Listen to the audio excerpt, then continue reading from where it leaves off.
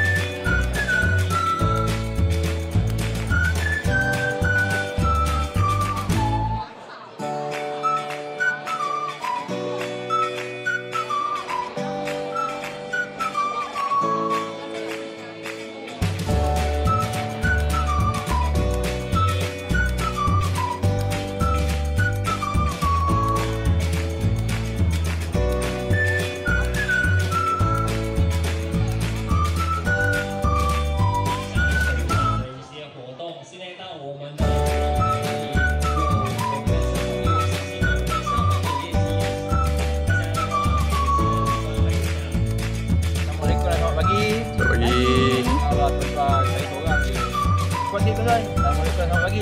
Selamat pagi. Apa yang dikasih bahasa dong? Morning. Morning. Saya bumbu pada biasa. Pada pada bumbu yang pertama ke tengah. Sama saya kawan saya Aris, Jazi, Faiz. Kami dijemput hari ini kat sini untuk pameran jentera. Siapa orang kata ada dengan cara guna alat hadapi. Sambil berjemur tu tengok. Okey, pi apa? Pi tadi. Sudah? Pi. Okey, dia tarik. Okey. Aim. Tengok Cik Aris buat. Aim. Okey. Jarak lebih kurang 3 meter. Okey. S yang pertama.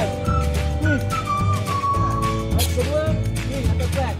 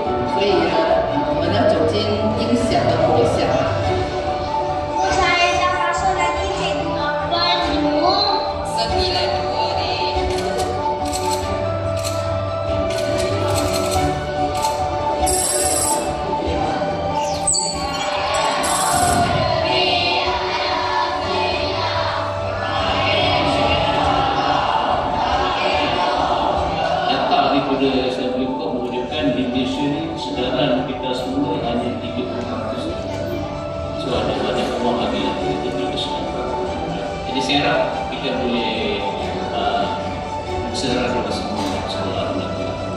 Game ni yang bagusnya dia menarik minat balik sebab dia berkonsepkan game. Lepas tu dia memberi pengetahuan baru. Bukan murid-murid kami yang cikgu yang masuk pun dapat belajar benda baru lah daripada selain dapat ilmu yang kami dah ada ni, maksudnya tambah ilmu yang dalam cerita yang sudah ada.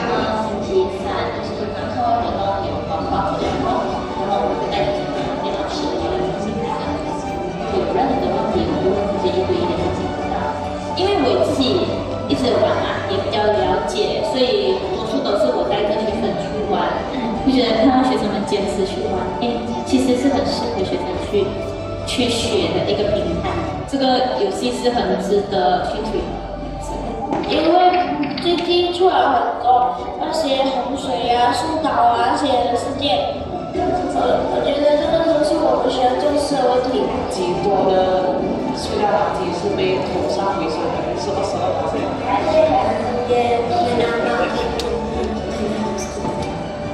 我们要爱护好地球，不然这个世界它会越来越糟。Oke, mari kita melakukan perkataan PaGamO demi alam sekitar sebanyak 3 kali. Oke, saya akan baca. 第一个